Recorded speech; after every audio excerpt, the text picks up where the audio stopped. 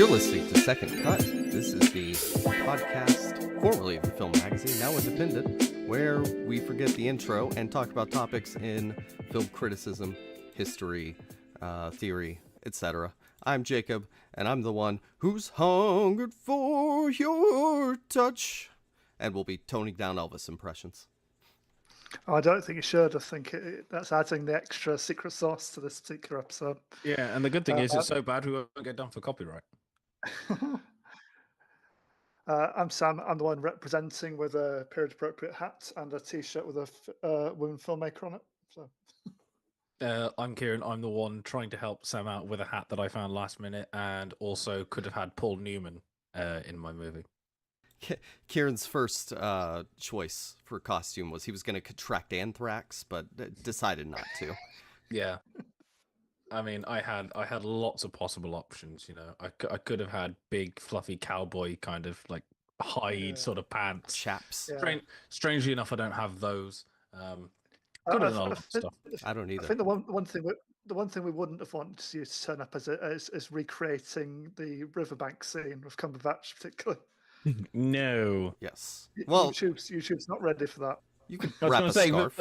with other people, it might have actually made our careers because of all the hits. With me, it would probably tank it. So It's for Second Cut After Dark. yes, it is the second cut. I put a bit of clickbait in the description. Do you know how many women have been nominated for Best Cinematographer? I didn't until Kieran told us. Yeah.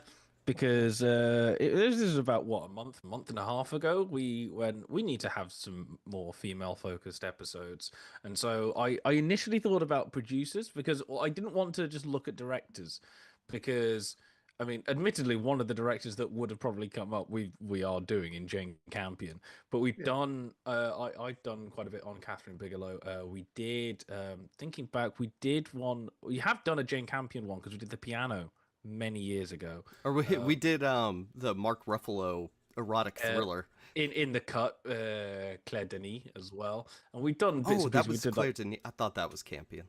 Never mind. No, I think it was Claire Denis. We've done stuff like we did Bastards as well from Claire Denis. We've done Claire Denis twice. Yeah, and we've done. Me and Jacob did like 2.5 hours on 2 films of Jennifer Kent somehow. When other films we have 3-4 films and get like an hour and a half. We did a one director's episode, didn't we? You know, where I talked about Kelly Reichardt, and I can't remember who you guys talked about now, but yeah, I'll pick one. But Kieran, you did some research and decided not to do producers. What did you find? Well, initially I did. I thought producers, then I was like, oh, we could do that, but let's do something else. And so I just looked at cinematographers and just went, well, what kind of female cinematographers have actually been nominated for stuff? And amazingly, it turned out only 3 times have women been nominated for best cinematographer. And I thought cinematographer, because it's one of those ones. It's one of the big ones, but never gets mentioned. Like, you know what I mean? Like, if you talk about kind of the main, because a cinematographer isn't even above the line in a budget. I don't know. I think a cinematographer is below the lines in camera. If you're doing a film budget, you have above the line and below the line. Above the line is essentially your lead kind of 4 or 5 cast, your writer, your director, your producers, and everybody below, under that is below the line. It's a kind of split. So our editors below the line as well then. Editors are below the line because they're in post production. See, that's incredible, because no cinematography, no editing, no film. It is literally, it's kind of those 4 categories. And I mean, if you're like a minor character, you're below the line. It is literally, essentially, who are getting paid the millions, unless you are Roger Deakins, and everybody else is below the line. It's producers, directors, writers, and the kind of main cast. Kind of, who do you need kind of to get involved in order to get the ball rolling, if that makes sense. It's the way to describe it. So cinematography, even though we talk about cinematography and it's always kind of one of the big things, we never actually kind of discuss it. And this also comes to when we think of women in film. I've said this before. It's normally just director. That's what everyone says, and it's like, well, no, because I mean the film that I worked on, we had, so in the kind of directing kind of section, if you want to say that, we had 2 directors. We had a first AD, a second AD, a third AD, and there was me and myself as another student as floor runners, who are kind of under the third AD, who's under the first. The second is kind of doing, and the hierarchy goes like that. Well, one of the directors was female, and the first, second, and third ADs were all female as well. Most of the makeup team are female, most of the wardrobe are female. The person in charge of, one of the producers is female, Hannah Leader, who's worked on things like For the Devil Knows You're Dead with Philip Seymour Hoffman and people like that.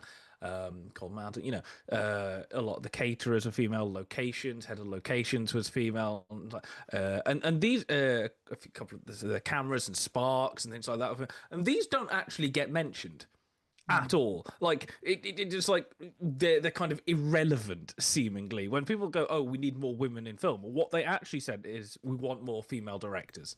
That's what they need. Part of that is female directors are probably more likely to hire other women to get them experience in those positions too. So, I mean, that one's pushed for a reason, but there's ways to get to that point that people are missing out on.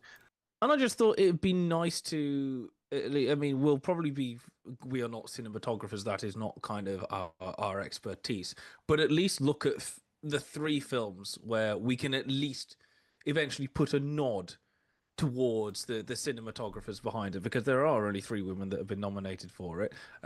In the amount of at least 5 nominations every year, and I mean you start off back in, it's like 1928, 29. I guess it's black and white and stuff, and the system's not the same. Because they used to divide it color and black and white. So like theoretically there were years with 10 people and no women. And the numbers of them have jiggled around the years, but if you say a good sort of 250, 300 odd slots, maybe I'm roughly saying it's not like women directors of photography are a new thing. They haven't just emerged in the last 10 years. Which have been 2017. They've been around for as long as women directors have been. They've always been there. They've always been operating in all these different levels of the industry. They're just, as per usual, with a lot of these things, just don't get the attention. Just passed over all the time. For me in particular, what's weird about that is my mom loves taking pictures. That's always been a thing of hers. And women can't point a camera. You need the male genitalia to operate that? No, I don't think so. Do you think it's that view that because it's a big bit of kit, when you get for a big contraption, a big piece of technology, that's automatically manly, women don't understand lighting or color. No. It's weird because that part is kind of the artistic part. Therefore, you think the creative, the emotion side, the less rational side. Therefore, women are obviously going to be the better for it because they're more emotional, as the awful arguments go. You know, that's the thing that always gets bandied around. But I mean, on the technology side, I mean, there is a conscious or unconscious gender bias towards male or masculinity and technology. As technology has gone up, it's been seen as a masculine concept. I mean, this was a lot of my studies in kind of the awful term of J horror, which I will do a whole article on how that is an awful term. But in terms of those kinds of ghost films from Asia, a lot of the things is it's incorporating new technology. When we did Shutter, for example, back in the day, you know, I did an essay on that in second year, and a lot of that is that the technology is very male focused, and so the idea of an avenging female ghost using technology to come back was essentially using a male kind of item or ideology against men as kind of vengeance. So it always has had a masculine bent. Same with cars and things like that. So I do wonder if there's that kind of thing on it. Obviously, I there's read also an article. I can't remember if it was in school or it was just like, you know, a trade or Vox or something like that, talking about athletic camera stylings and how that is inherently masculine. And I'm like, I mean, maybe it started out that way, but like women are athletic. Women can make athletic shots. They could do tracking shots and move cameras. Like, yeah. And a lot of the time, it's not. I mean, the choice to have the cinematographer behind the camera or not, physically moving it or not, is a choice of the cinematographer. I mean, probably a lot of people like robots involved these days too. Well, I mean, yeah, people like Roger Deakins will do it, but it's like if you're not the one behind the camera, the reason why you have camera people, like and the focus pullers and people like that, it is the director will say this is the shot I want, and it is the cinematographer's job to light it and set it and get the camera set up in such a way to help achieve the director's vision of painting the frame, if you like. That's their job, which is why kind of lighting is the main one, and then what specific lens is being used is kind of the second job. They are in a way the kind of mediary between sort of the director and then I guess the lighting and the camera guys. They are kind of in that area. But I mean, even it's like Deakins will get behind the camera because he wants to be, but you don't have to be. No. Like, so the whole thing of, oh, it's a big bit of kit, women can't move, it's like, well, they don't have to technically be behind it because obviously all these camera people have been trained to move, stop on their marks and things like that. I guess if there's very specific shots, a cinematographer will say, I want to do this specific shot, but in the general terms.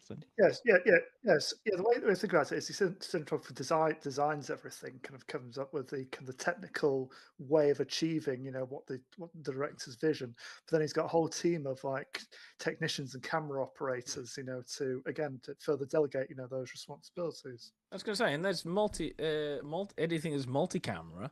Like, well, you're not going to have the cinematographer behind all four cameras, are you? Yeah. Like, if you got unless they're Doctor Octopus. yeah, if you've got a shot where you've man. got like 12 cameras set up, whatever, or even just a big wide where you've got 4 or 5 because you can only get the one behind it, or get the one shot out of it. You know, if you think of Nolan crashing a plane into an airport in Tenet or something like that. You go, okay, we're going to have 12 cameras set up. Some are going to be stationary, but quite a few are going to be moving and tracking to get the stuff in. A few you're just going to set up just to catch kind of extra bits, but a lot are going to be moving around. You're going to have extra camera people behind it. So the idea that the cinematographer has to be behind the camera is ludicrous at best.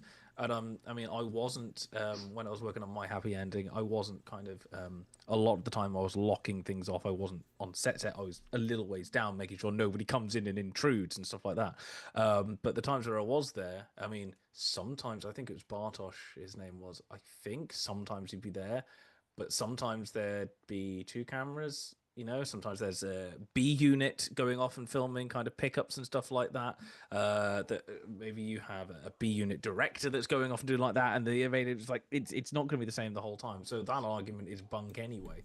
And I like what you mentioned about, they're there to sort of do the technical implementation of the vision, because there's so many different levels of collaboration where, Scorsese will go draw every frame, or, I'll spoil Lerman and Mandy Walker for all of the movies they've worked on and shows and stuff. They get together and immediately just start putting together the visuals and all that kind of stuff. So, and then I'm sure for someone, who came from theater into film, they're directing their first movie.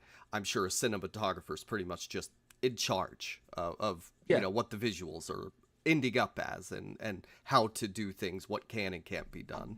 Yeah, I mean, I remember things like Orson Welles would collaborate quite a lot of the time with his cinematographer, going, "Is it? I want this and this," and he was kind of, his thing was, I was too stupid and I was too young and naive to know what couldn't be done. So the cinematographer was like, "I guess I'll find a way to try and do it then." But yeah, even like that, even the look of a film, the lighting, and yes, there's certain things to go with that, but that's also going to go through production design and art departments and the sound and the costume, Post-production.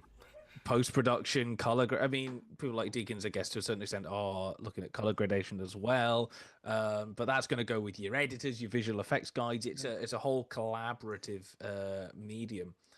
It just seemed to me. I mean, it was a very happy coincidence that there's three of us who normally do three films, and three people have got nominated for three different What do we films. say? Happy coincidence?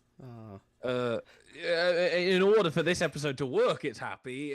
In terms of ideas in general, it's not. What I haven't done is I haven't looked up the stats on kind of major productions and female cinematographers. I'm going to guess it's probably around 10%. I mean, it's probably telling that. I mean, I think because we're fairly clued in, we're kind of we're film nerds. We all of us could name quite a few female filmmakers, whereas I don't think a lot of kind of mainstream audiences could. But even I would struggle beyond these three to name female cinematographers. I think, which isn't great. Cinematographers generally, I suppose, aren't like the big names that come first Can only to name mind. a couple of male ones too. Yeah, but yeah, but your Deakinses, your Bitskis, your others. Now say I'm out. Gordon Willis, who is it did Hoyt The van Hoytema? Godfather.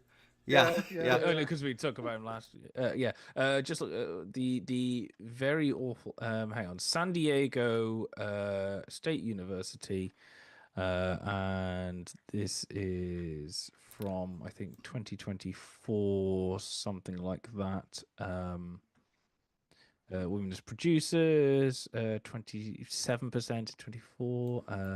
Cinematographers. This is a study where they do just women working in film over the years, and they compare like what is the current proportion of male to female and non-binary, etc. They reckoned the percentage of women cinematographers rose from 4% in 98 to 12% in 24. So the 10% in the period we're looking at is about on the money. And admittedly, this is only major Hollywood. I don't know about Japan or Thailand or Brazil or Bollywood. It might be more, because the industry is perhaps a little bit smaller and therefore it's all hands on deck. It might be less because it's less developed and therefore more male centric. I don't know. I would also probably suggest that it's probably quite a bit harder to find access to these numbers.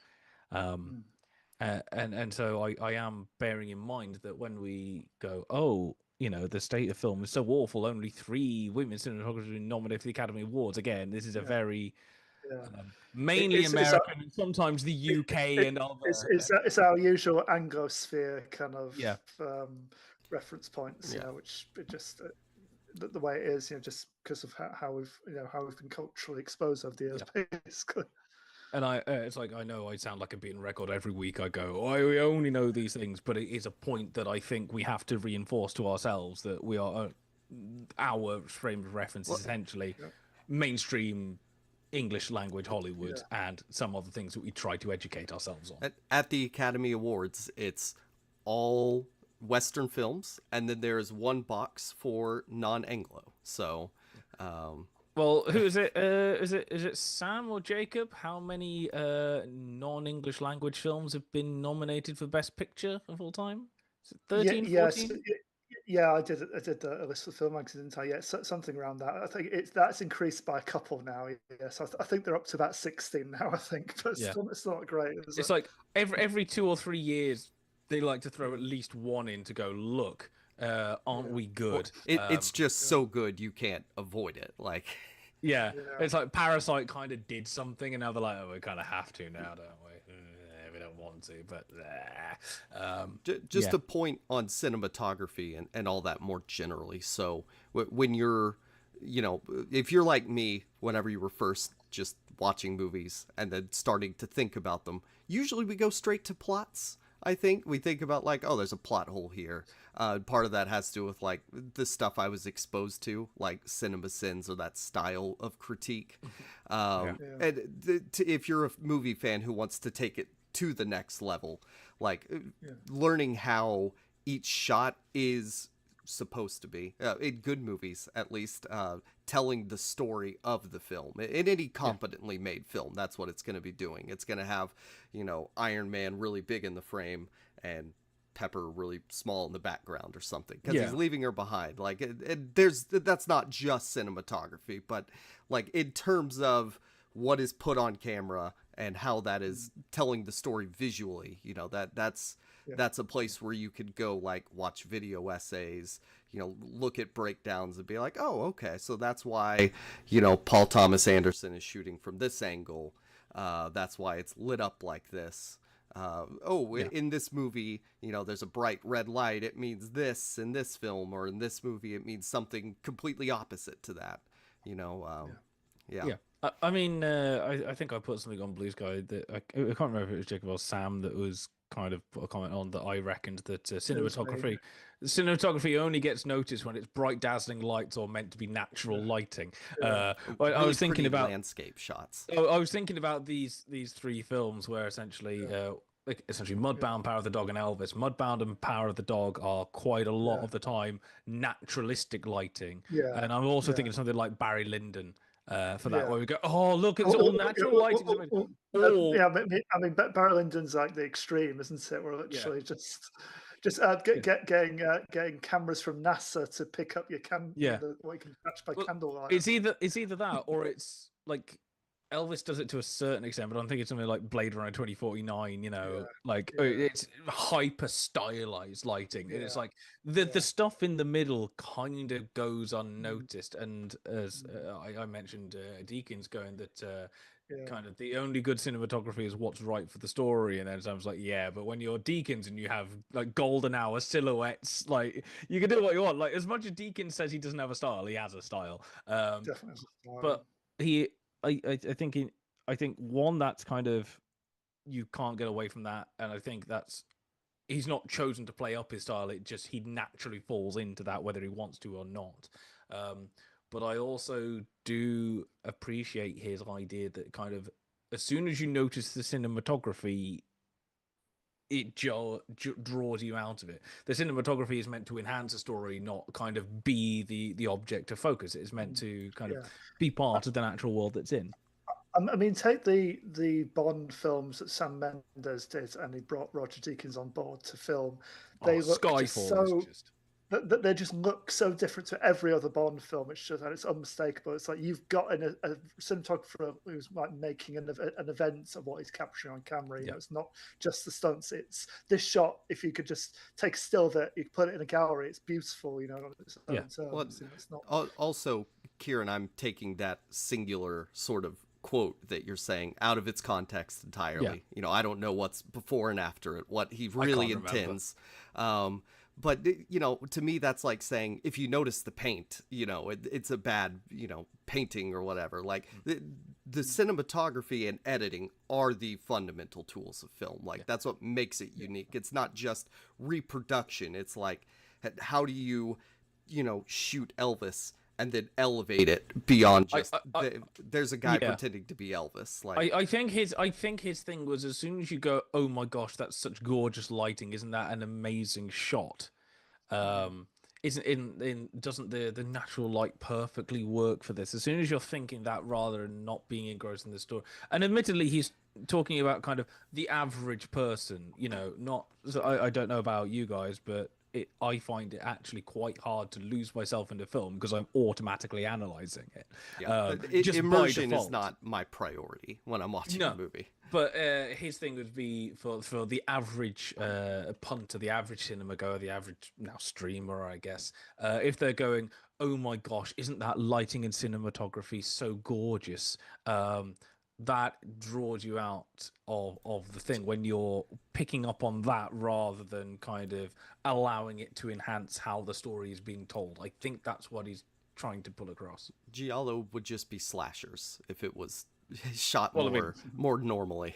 welcome literally to the evolution of the slasher movie. Yeah. All right. Well, Sam, do you want to kick us off with the first Yeah. woman ever nominated for Best Cinematography? All the way back in the mist of time in drumroll, please. 2017. Now, hang on. That's when Mudbound came out. Was that also the year of nomination, or was they nominated for the 2018 Oscars? Oh yeah, it would have been 2018 Oscars. Yeah, because it came out For the always film first year of 2017. Yeah. Yeah.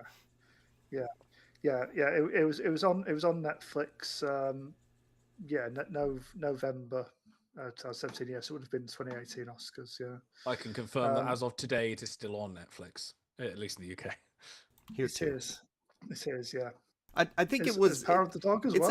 They're both Netflix movies. Like they have the little logo on it. So. Yeah, just like Marriage Story and Roma, there were a few kind of. This was the era of big filmmakers releasing like these projects in collaboration with Netflix, wasn't it? Yeah. And now the guys who did not the Stephen King show, but the Stephen King inspired show on Netflix, the Duffers, have gone to Paramount. Yeah, Stranger Things. The Stephen King show, Stranger Things. I'm not going to argue with that, actually. Yeah. So this 2017 film was directed by Dee Reese, and a cinematographer was Rachel Morrison. So she became the first female cinematographer to be nominated at the Oscars. By the way, marked contrast from Dee Reese's first film, where it's very personal about growing up as a young closeted lesbian girl. That's Pariah, isn't it? I was not expecting this when I watched this movie. No, it's interesting. I've still got Pariah. I got the Criterion copy of it. I've still not opened it, but now I've rewatched this. I think I'm going to probably watch that this weekend. Oh, I love such a baller move of Dee Reese. Basically, once this did really well on Netflix, this period where again Criterion started buying up a few of the Netflix films. They got Marriage Story and The Irishman and a few others. But they also wanted to do a Criterion release of Mudbound, and Dee Reese basically said, "Well, yeah, you can, but you're going to release Pariah first." that was her condition. And they said, "Yeah, okay, we'll do that." So she's got 2 films in the Criterion collection. 2 out of 3 films are in Criterion collection, which is pretty cool. Very quickly on Rachel Morrison, she's done a lot of things, but I think aside from Mudbound, what she'll be most well known for is Black Panther. Yes, her breakthrough was Fruitvale Station, which was the film that Ryan Coogler did before Creed and Black Panther, so before his franchise stuff. And that kind of gave her a big break. And then after that, she obviously did Black Panther, and then she went on to do an episode of The Mandalorian last year as well. So, and she made a feature debut as a director as well. So she's making that transition, which is good to see. So the story of Mudbound, it's a hard-hitting tale of 2 families, one black and one white, living and working on a struggling farm in segregated Mississippi in the 40s. And both sons from these families go away to the war. When America joins World War II. And when they come back, so that's Jamie, played by Garrett Hedlund, and Ronsel, played by Jason Mitchell. When they both return from Europe, having had very different experiences in the war. A racial and familial powder keg is lit basically, and things just escalate from there. Really, it's not. They come back to a world that's different, but also the same as what they left. Yeah. And a lot of stuff kicks off from there basically.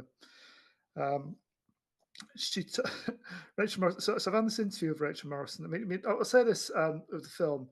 She bounces kind of quite unobtrusive, kind of almost verite style kind of camera work for like the interior scenes, any domestic kind of family scene, with some really striking dynamic wide shots of the countryside and the changing weather. There's nice kind of thematic kind of through line with this. So basically, whenever something big is about to happen, in the plot, the weather changes as well. It's like, yeah, the weather changes in Mississippi, obviously, but it's kind of symbolic as well. It's like this, a storm's coming, something's going to happen now. Something bad's going to happen. It's ominous weather. And I'm a big fan of ominous, dramatic weather. Appearing in films. Pathetic fallacy. Dun dun dun. Yeah. I mean, again, go to Deacons, a classic one again, which she did with Mendes at the end of Road to Perdition, the final confrontation, between Tom Hanks and Paul Newman in the rain, and it's like the rain, being the symbol of death, basically. It rains whenever someone's about to die, and it's sort of similar in this as well. Really, it's like whenever the weather turns, something bad's going to happen. By the way, what's interesting for me, I haven't read the novel, but just pulling up the Wikipedia whenever I was watching it, the novel was written by a white lady. It's interesting that Dee Rees took this on, and it takes more, I don't know what the characters are like, but it has a different racial flavor when it's being, presented by a black author versus a white one, I'd think. Yeah. So you get these kind of two kind of intertwined kind of obviously groups, characters, and stories. Families go through different experiences, and so you have Ronsel basically after going to Europe and actually getting a certain amount of obviously war was horrible and everything, but he had a certain amount of freedom out there. He wasn't constantly racially kind of oppressed. He actually the European, the European citizens and everything. He had a bit of a life out there. He has a relationship with a German woman and has a kid with her eventually, and he has these lines about, over there we were heroes, we see it as liberators, and now I just come back and, just as it was before, but essentially. Whereas Jamie comes back with major PTSD basically, and just drinks himself into a stupid, basically, self-medicates, and having a dad like he does definitely doesn't help. And again, there's contrast with the parenting styles in this as well. So so you have first character we see. So you have Jason Clarke's character and Kerry Mulligan's character. They're a married couple, so they are Laura and Henry, and Jamie's Henry's younger brother. And then you have Pappy, who's played by Jonathan Banks, being absolutely despicable in this. Mike from Breaking Bad, basically played the classic white supremacist that you'd kind of think would turn up in the south of the US in this era. Basically, I mean, minor spoiler, but Ku Klux Klan do have a part to play in the final act. Which I completely forgot that part of the movie, and it's so shocking. To be honest, I had. I remembered it ending ugly, but I didn't remember that scene being that graphic. To be honest, it was it's very, very distressing. But in contrast, and he's just an old an old goat basically, and he's racist, he's patronizing, he emotionally, physically abuses his sons. He's just horrible to be with throughout. And then they contrast it with the with the other family units. So Ronsel's parents, Hap and Florence. So they're of Jamie and Henry's generation. Yes, yeah. I mean, essentially, so they're like the farm hands, aren't they? That technically they work for them, but they're all kind of in pretty poor state in terms of living conditions and everything like that. There's just mud everywhere, not that much food. They're just scraping to basically barely get by. But they're both very very kind of caring, loving parents. You know, they've got a bigger family, and Hap in particular, he's very careful about uh, not coasting by, but basically his family just need to do enough to live. You know, they don't want to cause any offence. You know, they don't want to be pushing things. I mean, when Ronsel comes back, obviously, you know, with this newfound freedom, you know, he tries to get away with stuff that you couldn't get away with in the south of the US at that time, and Hap is very much like the peacemaker and just trying to he wants peace and quiet. You know, he wants just to get on with things. But yeah, complete antithesis to kind of Pappy in terms of like parenting styles.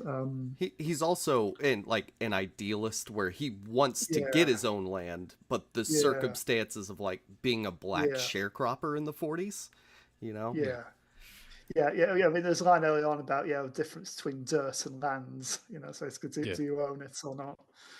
He talks about like a mule that they've got a mule for a while, which eventually dies. You know, and it's like that mule made us more than just essentially just slaves. You know, it gave us something. We were almost business partners. I think he says. You know, when we had that mule, you know, we were kind of equal parts of this this farming process. But then when that dies and they're back on the back foot, they've got to essentially rent the mule from Jason Clarke's character. And of course, you get like there's a classic love triangle in this as well. You know, Kerry Mulligan's character is much more interested in Garrett Hetland than she is in Jason Clarke. Understandably, if I'm honest, he's a bit of a there's not a lot there's not a lot nice I can say really about about Henry. You know, side positive, I suppose. Yeah, he's not outright racist, but he's basically he doesn't want to upset the apple cart. You know, he's happy with the way things are. You know, he won't go out and call people the N word, but equally, he's very much sees he sees himself as superior to the family.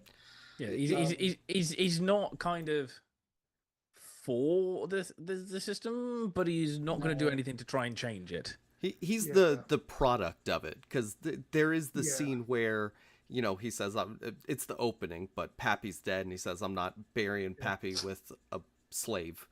That's not what he says, but because they've dug up some ground in the farm and they've worked out this was like a slave burial pits basically previously.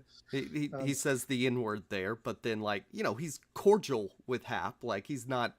He's able to suppress overt racism and be polite, but there are times when he's got people that are ill and comes to them for help and understands that they know better than he does what is needed. But at the same time, he's not going to try and elevate them or change because there's sort of like a transactional relationship in this, isn't there? You know, they go to Florence, who's got some, she's a midwife, just for help with their kids when they've got a whooping cough. And then, later on,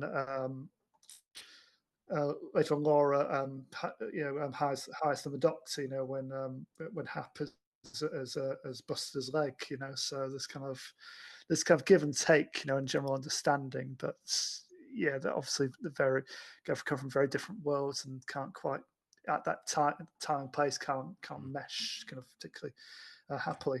I was going to say, I think of the performances in this, obviously, I think Sir Jonathan Banks is fantastic as a foul human being, and Kerry Mulligan's good as always. But I think probably the real and Jason Mitchell obviously has to goes through a time of it in this as Ronsel, but for me the highlight, just the kind of low-key heart of this, Mary J. Blige, I think is phenomenal as Florence. I think she just says so much just with a look, she's just this kind of, she's like that, the family's rock, and she just but equally she's very maternal and protective, but she's just very kind of steely as well, and just she has cool sunglasses. She did.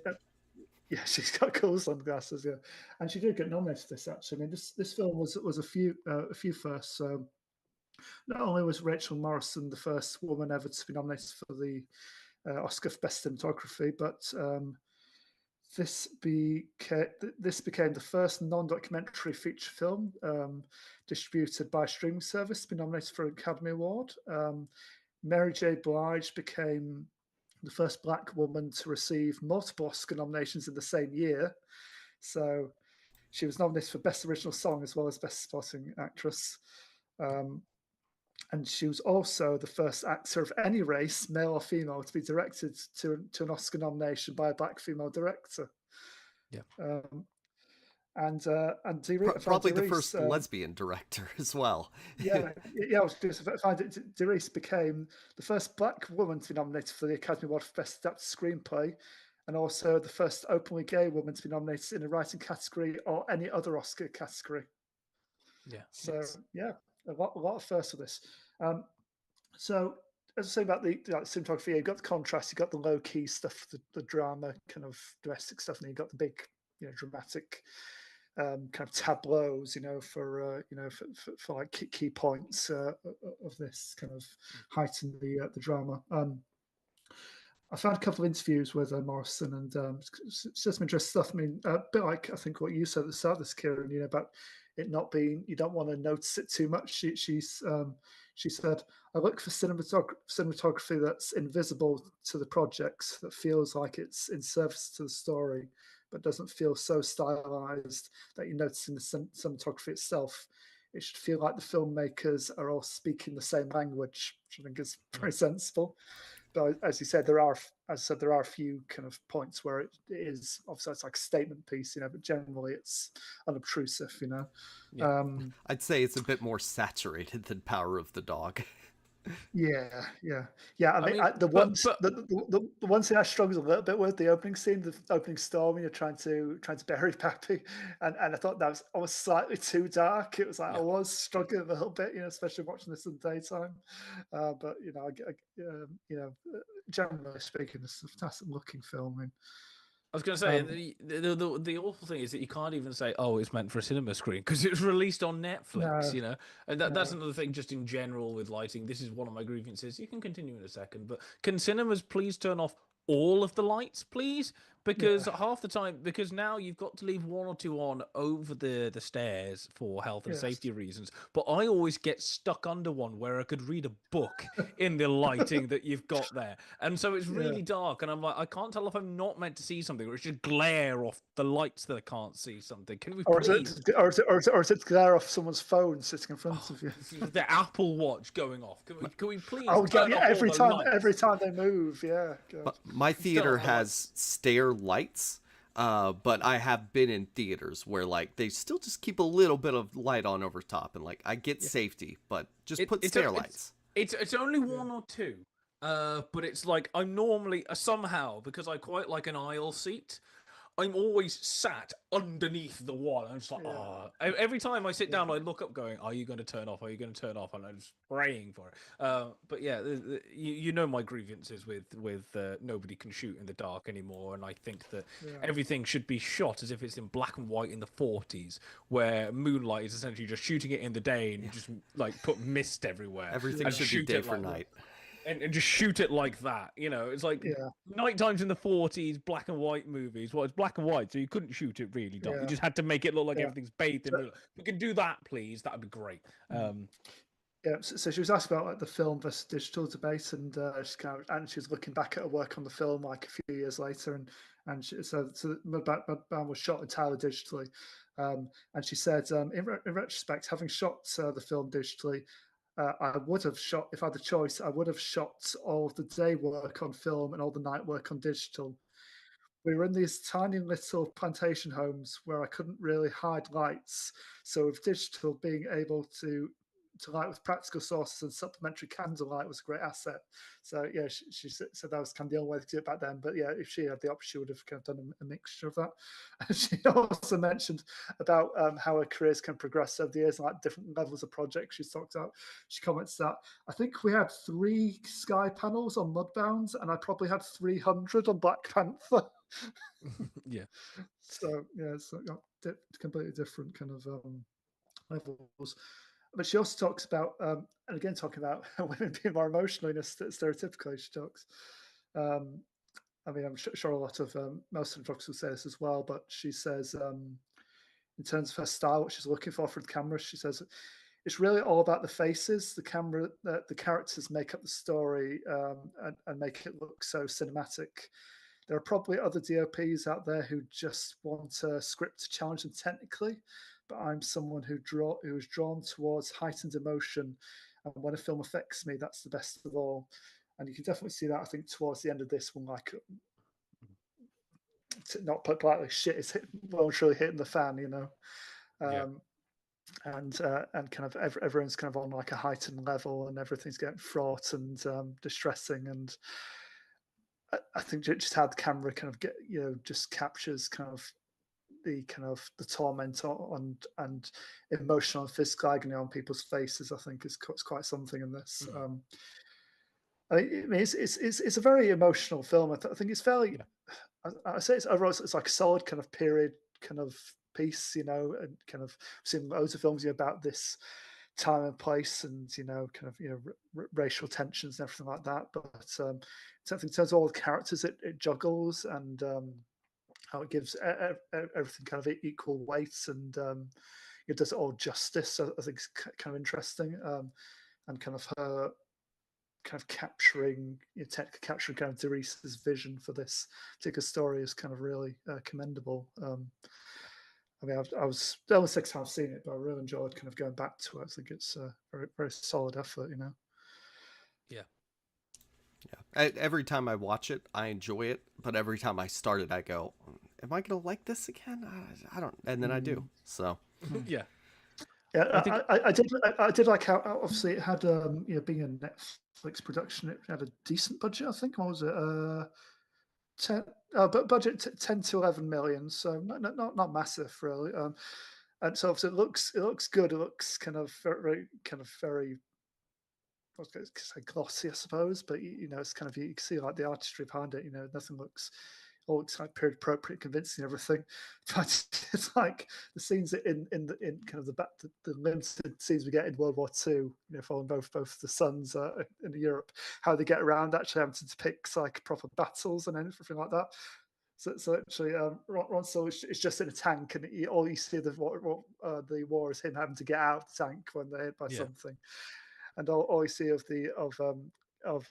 Jamie in his plane is just kind of just him with the cockpit around him and just clouds. It's like it's very much in their budget, but it kind of works. I think it's kind of clever use of what resource you have, and kind of imagination does the best work. I mean, it made me think of Ridley Scott's first film, The Duelists, which is like an epic set during the Napoleonic War, but you never see actually any battles. The closest you see is through a tent flap, just sort of like some soldiers' legs marching out around it, and then some smoke from the cannons. But you just see this like little window, through a tent flap. Or Reservoir Dogs, a heist movie without a heist. Yeah. Yeah, very true. I mean, this is 2017, so it's kind of being talked around. I don't know when it went into production, but it's going to be 2016. We're starting to make it, and I think although Netflix had done things like House of Cards and stuff like that, to be honest, I think with Netflix you kind of see it before Stranger Things and after Stranger Things in the nicest way, in terms of kind of when they're ramping up their production, because Stranger Things literally is their tent pole kind of thing, and that came out in 2016. So I think if you'd shot this 3 years later, it maybe that they'd thrown another couple of mil at it. Let's 10 mil into this is impressive for Netflix. It was produced by production companies, and then just Netflix got the distribution rights in January of 2017.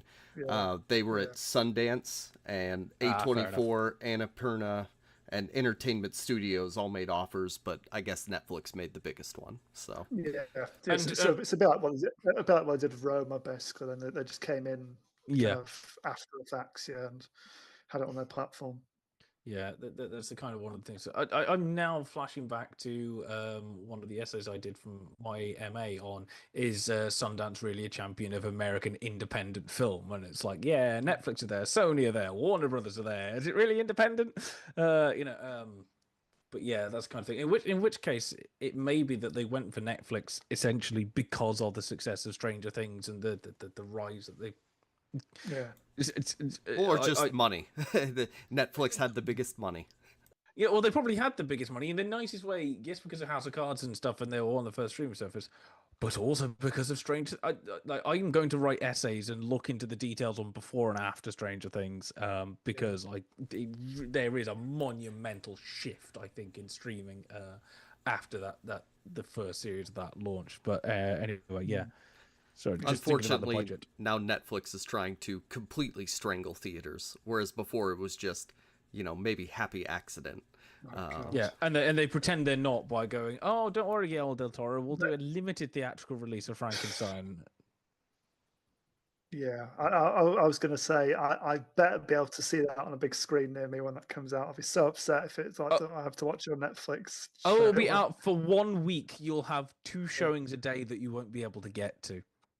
Yeah. Yeah. Tomorrow I need to go see Spike Lee's Apple TV movie while it's in a theater near me. So. Oh yes. Anyway. Yeah. So that's Mudbound. I don't have any more thoughts on it. I think it broke ground. Pun intended in a lot of ways. Yeah. And I mean, I the thing I think I got out of it, thinking about the cinematography whenever I could kind of check the cinematography, is the fact that it wasn't hyper stylized. Yes, you've got some moments of saturations, but it is a very earthy film. It's mudbound, and so kind of it is very kind of dark and dusty and muddy, and that comes through. And I think when that comes through and it reflects that, that's good cinematography. Not flash. I don't think you'd want anything more kind of getting in the way of like the kind of the harrowing elements of the story. What these characters have to go through. How hard it is to live in those conditions. So it would seem kind of almost kind of bad taste, I suppose, if you're having like loads of like big dynamic camera moves and stuff. It wouldn't work. I don't think. I we'll don't come want to big dynamic camera moves later. I do want to see Gaspar Noé's Mudbound, but like it wouldn't be as good. No, this is a very certain, and I don't think you could make it for any more money. It has to be a certain kind of thing. I think if you start going to 30, 40, 50 mil, suddenly the kind of intimacy gets lost out of it. It's the same way I thought about Nomadland. I've said this before. When I eventually went to see it, it was on a normal size big old cinema screen, and I'm like, I need it smaller because it needs to feel intimate.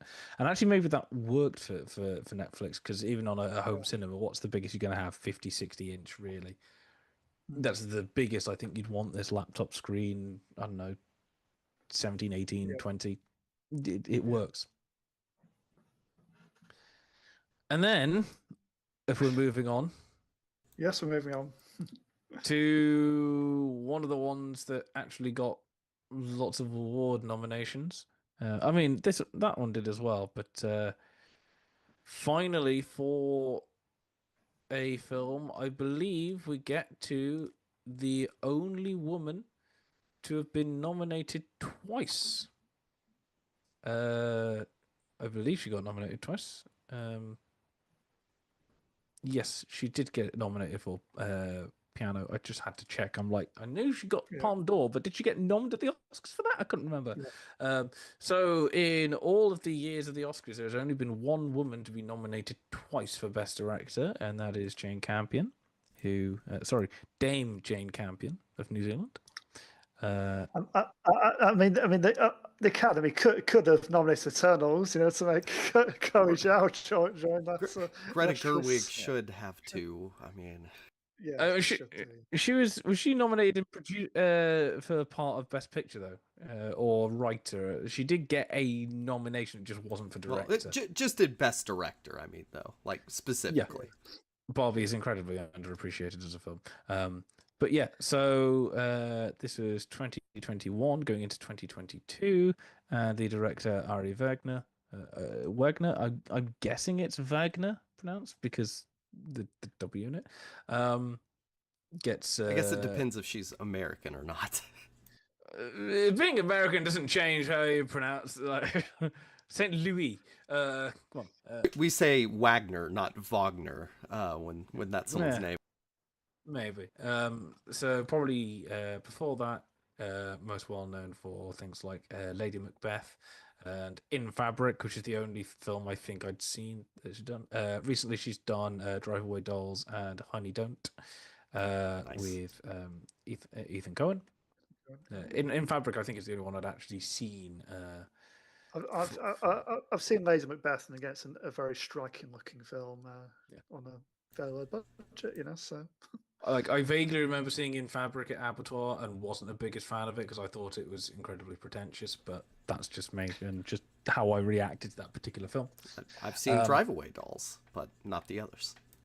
Yeah, when does Honey Don't out? It's out. I just have to drive really far to see it.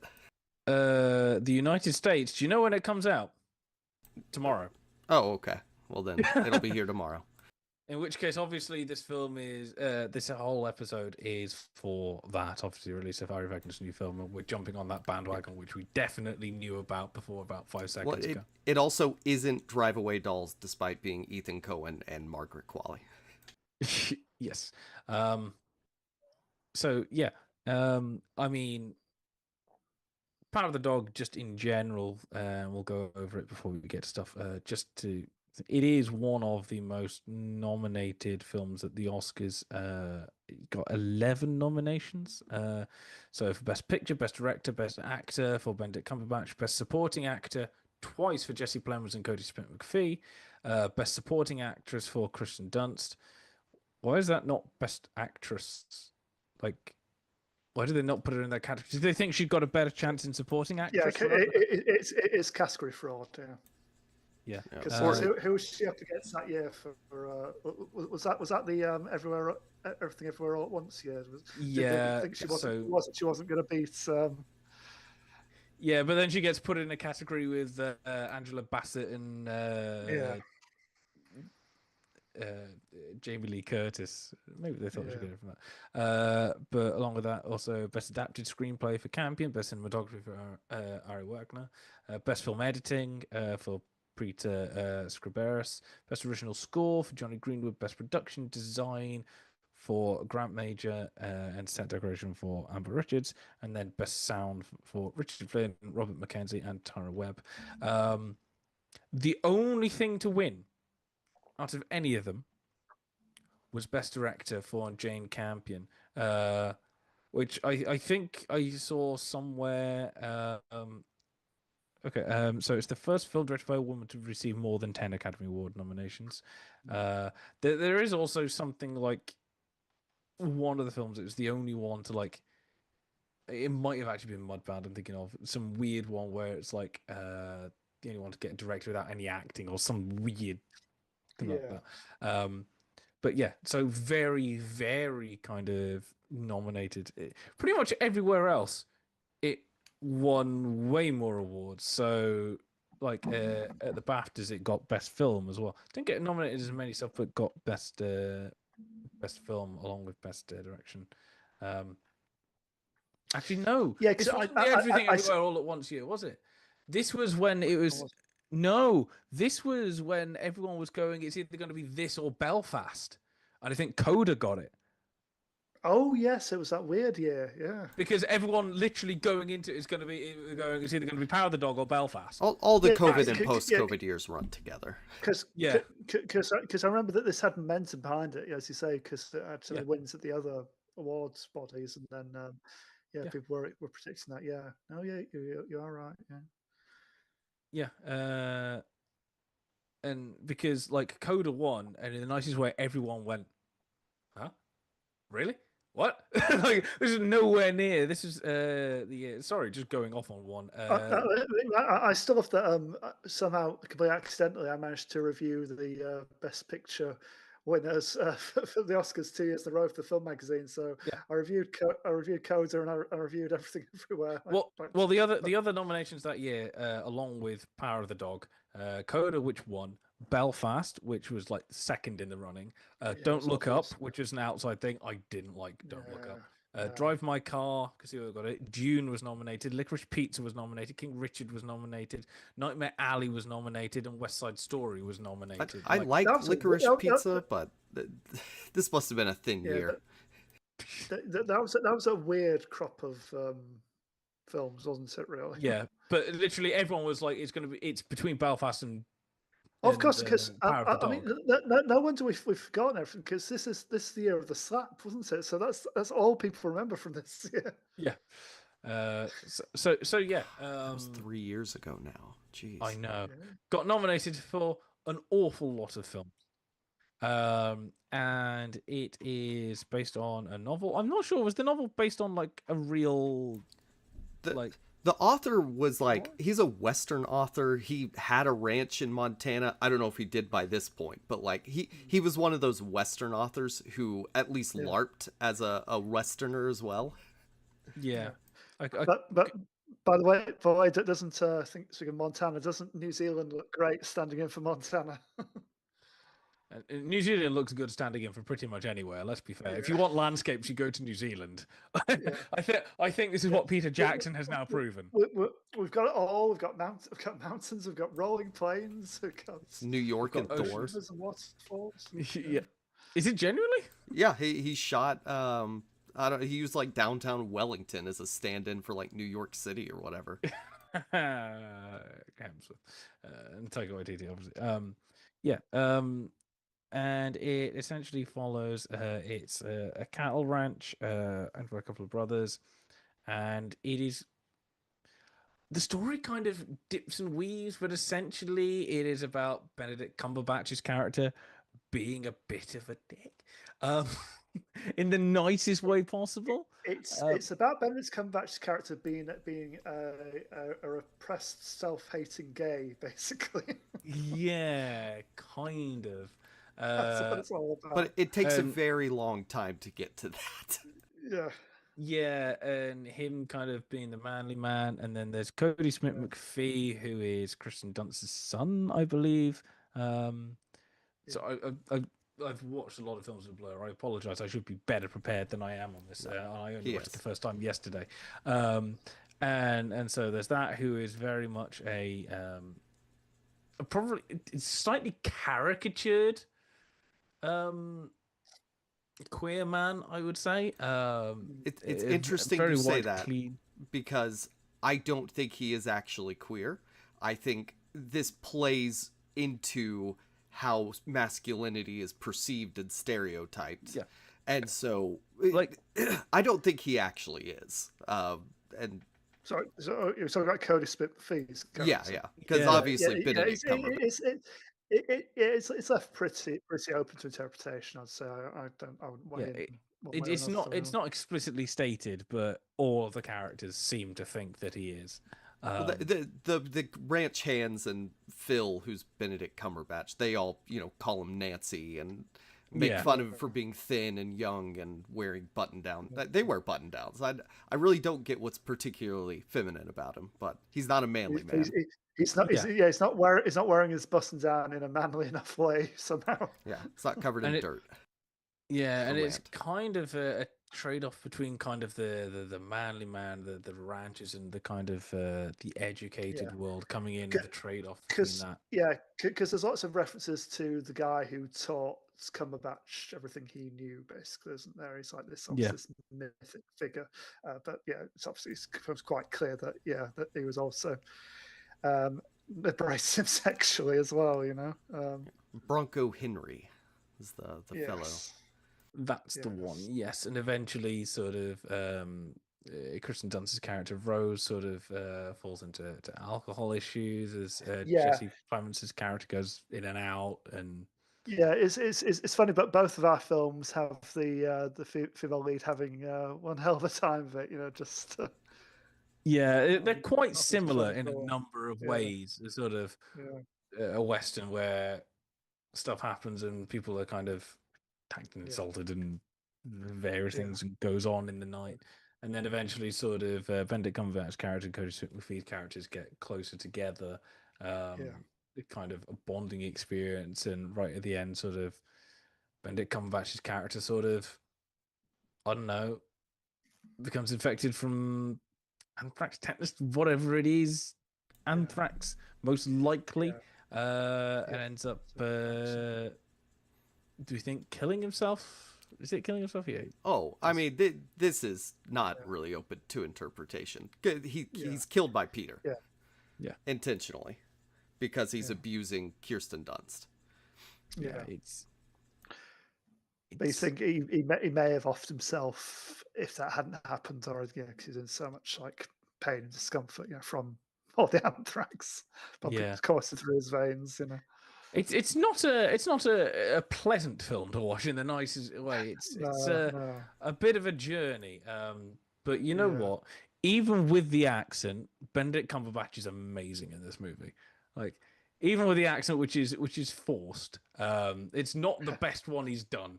But better or worse than his Doctor Strange accent?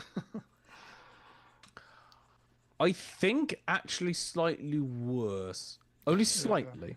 I think maybe I've just seen him do this Doctor Strange one for enough that it just fits into the character. This is kind of.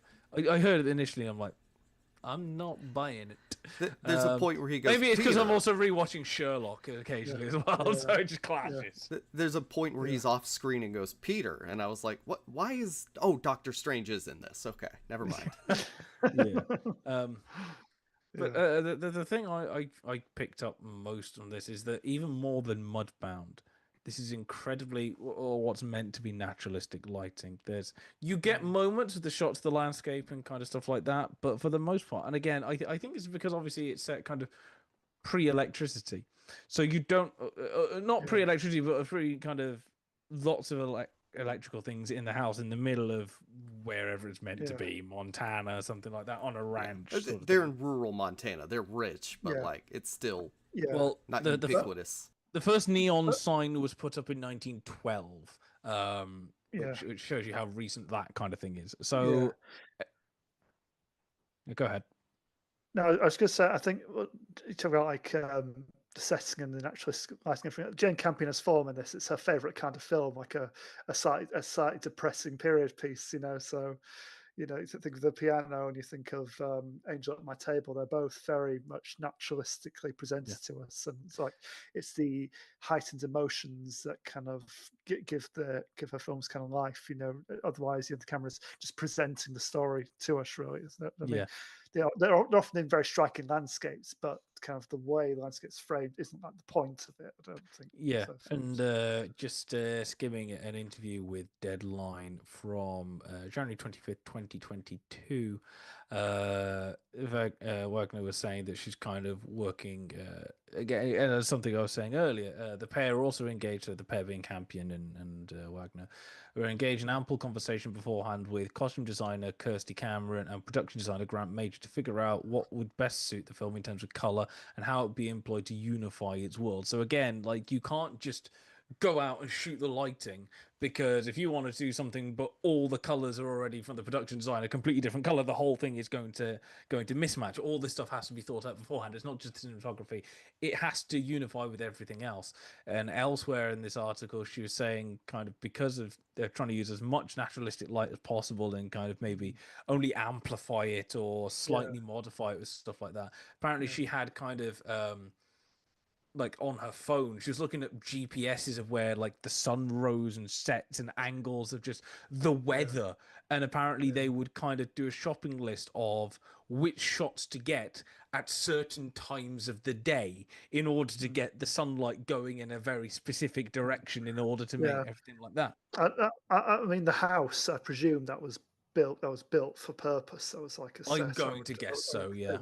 Because it's very much like it's designed to let light in very particular ways, like stuff around the entrance hall and the staircase and everything. It's just, I think it's very purposefully framed, I think, for particular effects. And you do get some beautiful shots where it's just kind of almost like a bleached white outside, and there's the light coming in. And there are times like that going, have they kind of put up like a screen and are doing that? Or is that just naturalistic and it's just so bright from the outside? Stuff like that is really, really nice. And that's where the film shines the best, aside from the occasional shots.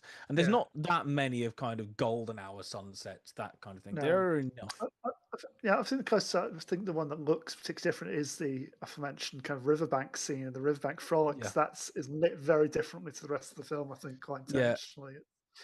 There's It's yeah. almost it's like a moment of kind of sun dappled kind of reprieve from everything, isn't it? It's like It's almost like a kind of a bayou kind of sort of yeah, setting sort of thing. mm, Almost like a sort of 1940s, 50s American kind of mystery sort of thing. Thinking yeah, of something like Where the Crawdads Sing, which I don't know why that's coming to my head because it's not a great movie. But just kind of the kind of visuals of it, of that kind of like the plains, not the plains, but sort of like a grove almost yeah, kind of thing there. It's a beautiful movie. Yeah, and Campion just does it really, really well. She's got this down. I mean, as she should do by now. And I think also by the time she's doing this, it just goes, you're Jane Campion, and anybody that's anybody knows, okay, we trust yeah. her. You know, I mean, I don't think that by any means this is up there with her best kind of films. You know, like I sort of see things like The Piano and Angel at My Table. I think are still far ahead of this. But even Jane Campion on like I'm not going to say an off day, but you know, not quite up there with her very best. Still very, yeah. you know, leaves most people in dust. You know, still very good film. What So. I was for gonna me, say, what's lacking from like very best is the first, I don't know, 2/5 to half the movie. There's not enough happening for me, Mm, and once he runs into him at the, I don't know, the Grove, whatever we're calling it, and then their yeah, relationship starts to build. Like mm, then it's really captivating. And I yeah, went back and rewatched at least the opening and caught a few different things. But I mean, yeah, just the whole part where they go to the inn where Kirsten Dunst works with Peter, who's her son. He's a waiter, and then yeah, Jesse Plemons marries her, and then she doesn't really do it. Like she gets tormented, but yeah, also Kirsten Dunst doesn't really have a lot to do in this movie, and yeah. that I will. I think in enhancing her character I would help will it a say bit. I, there is an amazing kind of piano banjo dueling banjos yes, that is scene good. Yeah, yeah, where she's uh, kind of trying to learn to play the piano again because she used to play in the cinemas, didn't she? yeah, She was the yeah, pianist, and then upstairs she starts playing, and Benedict Cumberbatch starts playing it on the yeah, banjo much better, and it's just yes, aside from one or two shots of Cumberbatch, it's yeah, all focused on Dunst, and it's just it just yeah, draws you in. And I yeah, agree, the first half of this does sort of wander around a little bit. I don't yeah. I focus as mean, it could it be, was but it it's was nice. It was nice to see. I mean, it's a bit kind of misery porny, but it was nice to have Kirsten Dunst actually get a really good meaty role again. Man, this is probably I think her best one since Melancholia. Really, I think yeah, I think it's been a while since she'd given such kind of good material to get teeth stuck into. But since this year she had like Civil War and stuff, so she's still doing interesting stuff. yeah. I was going to mention this is actually 10 minutes shorter than Mudbound, but it feels longer. If you know what I Yeah. mean, It it's kind of does. but it's possibly deliberate. You like the pacing. I think you really kind of to get you properly immersed in everything. This kind of Yeah, in and this world and and I do, characters. there is an immersion part of it, and I also do wonder if part of I mean, we were saying kind of the first sort of maybe 45 minutes to an hour or so do feel a little bit wandery and a little bit slow. I wonder if that is kind of partially to reflect the fact that on a ranch in the middle of nowhere, Mm, it would be quite slow and quite samey and quite repetitive, and there's. I yeah, mean, we'll come on to in Elvis. There's the complete opposite, which I think is possibly to reflect the mad kind of out of everywhere world that's in. I yeah, think maybe there's something going on here. I do agree. Maybe it could be a little bit more focused. Maybe there could be a little bit more of a through line. mm, Well, And I also, to me, that's like saying, well, working on a ranch is boring, so let's make it boring. And yeah, there are ways you could elevate it with a little bit more stylized shots, yeah, like not naturalistic, but like yeah, there's bits where they're shooting like different parts of a horse, and like just little things like that interspersed. Maybe cut a little bit out of the mm, first, I don't know, yeah, half of the movie, but yeah. Just if you bring it down to sort of hour 50, maybe by trimming little bits out the first bit just to cohere them a little bit better. And I also agree with Sam. This is I don't think this is the best thing, but normally this happens with directors. That the films they're best known for are right slap bang in the middle of how good. I mean, I had the same thing. I ranked Catherine Bigelow's films for Film Magazine, and the ones that got all the nominations of Zero Dark 30 and Hurt Locker, I think I put at like 5 and 4 or 6 and 5, something like that. Like they're right slap bang in the middle. Like strange days for me all the way. But it's a very good film, and there are some very good performances. There's the music is good as well. That it'll occasionally go to some odd sort of time signatures and stuff like that, just to be a little bit unsettling. I mean, Johnny Greenwood's kind of work as composer is always really interesting, isn't it? You know, he never plays anything safe. He's always messing around and playing around with things just to always put you off center a little bit. You know, it's kind of interesting. And it really does work. Again, I don't think this is her best work. I think I definitely preferred Piano, and I think I did see the first film she did as well. Is it Barbie or something like that, or Baby or something? I can't remember what it's called. That I watched when we did. I mean, I mentioned it most of the times. Yeah, if you haven't seen it, I'd highly recommend An Angel at My Table. That's the best for me because it absolutely emotionally destroyed me. Literally, you know, sometimes when like films just take you by surprise and you just find yourself, oh my god, I'm not just there's not a tear run down my cheek. I'm bawling. I'm ugly crying to this. You know, it's a bit emotionally devastating, but you know, really interesting. Also, I am completely sorry. We are complete morons. In the cut was Jim Campion. Haha! I'm vindicated. Yes. I don't know why I thought it was Claire Denis. Why did I think it was Claire Denis? Because it's so weird. Possibly. I don't. It feels French because it's erotic. I'm now just baffled why I thought it was. Anyway. I just wish like it doesn't need to be There Will Be Blood, but just a little more of that intensity in it. And I'd like this movie a lot more, and I do like it. I don't think I'd recommend anybody watch it though, unless they're like us. I think it's the kind of film where even if you're aside from like one or two moments that you might not be a fan of, at the same time you can't fault it that much either. You know what it does very well, even if you're not a fan of it at certain points. It is a very well done film, and I can see why it got the nominations it did. Definitely an interesting one. It's slightly unfortunate, I think, if it aside from kind of going back for the Oscars, it will slip from people's radar.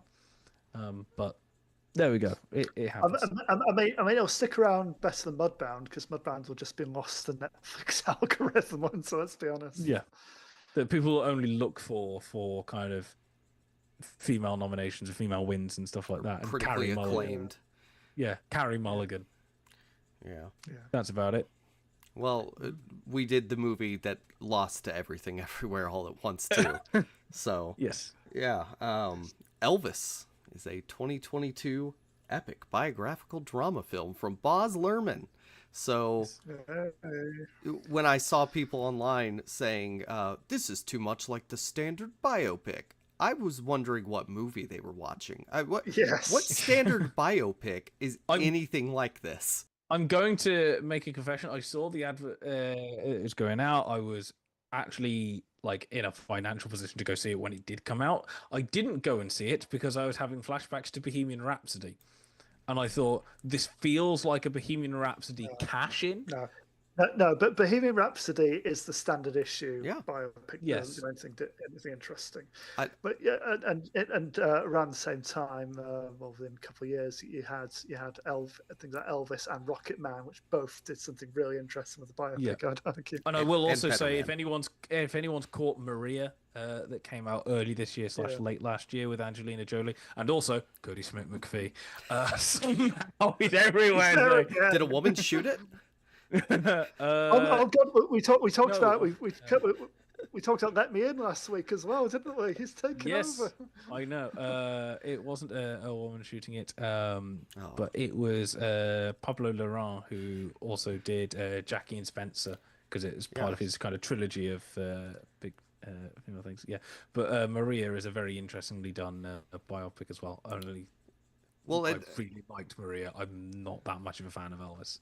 I saw people, saying it's the beats. The musician rises, the musician falls. I mean, that's story. Like that would just you'd be saying every story is like every other story. I mean, it's going to be similar.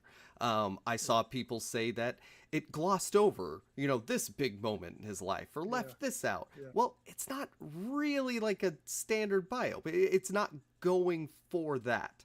It's not going for here are the factual, here's Elvis Presley's life. That's a documentary. If you want to see the facts, go watch that. Go read I would book. say that having seen lots of biopics and these kinds of things coming out, if you want one that actually deals with like the inside of the character and to actually get into the kind of the darker sides of these kinds of characters, reduce the budget by about like 10 times the amount. And you probably do that. It's like if you actually want kind of the inside of dark sides of some of these characters, shoot it for about 15 mil max, and maybe you'll do it. Anything more than that, Hollywood's taking over, and they can't sell it. If you're getting Baz Luhrmann on board, you can know what you're going to get. You're going to get all glitz, all glamour, sugar-fueled extravaganza, basically. That's kind of what it does. And this is the case with Bohemian Rhapsody. This is the case with all of these things. Like if you get kind of major Hollywood studios on board, what they want is they want to be able to sell it, and what they're selling on is the star power. They're not selling it on the behind the scenes of this character, which case you're going to have the glitz and glamour, you're going to have the music, it's going to be you're going to touch on a few things to go, oh look, they had dark sides but they came out better. You're going to have a vaguely bittersweet ending, and it's going to be made for 80 mil min. I dread to think what this long gestation Michael Jackson biopic is going to be when it appears later this year. Because it's endorsed by the family and he's played by his nephew. They're not going to get into the dark side of his character at all. No. It's going to be sanitized. It's just going to be a. This is why Sacha Baron Cohen left Bohemian Rhapsody in the very early days.